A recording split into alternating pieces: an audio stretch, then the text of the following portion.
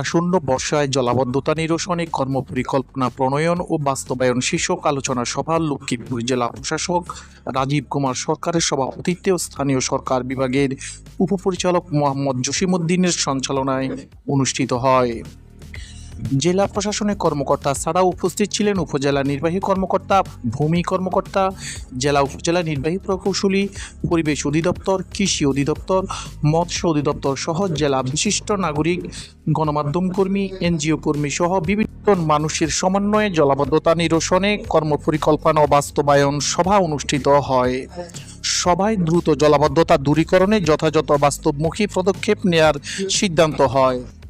বিশ্বাস করি আমরা প্রত্যেকেই সেই জায়গাটা রেসপন্ড করবো। তারপরও এই সবার পরেও যদি মনে হয় যে কোনো কোনো জায়গায় অচল অবস্থা রয়েছে অথবা গৃহীত সিদ্ধান্তটি বাস্তবায়নে সমস্যা হচ্ছে, আপনারা সরাসরি আমাদেরকে জানাতে পারেন। আমাকে জানাবেন, আমার এডিসি সাহেব ইউনো সাহেব রয়েছে, তারা কাজ করবেন। আমি বিশেষভাবে আমার দুজন অফিসারকে এই ক্ষেত্রে ধন্যবাদ জানাই।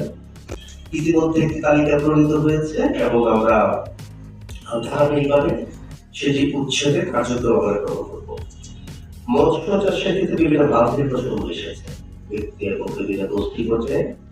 আমি ইউনো সাহেবদেরকে অনুরোধ করবো দ্রুততম সময়ের মধ্যে এগুলো অবসরের ব্যবস্থা করতে হবে এবং সব ক্ষেত্রে আপনারা দয়া করে উচ্ছেদ নদী সৃজন নামক আমাদের জটিলতায় যাবেন না।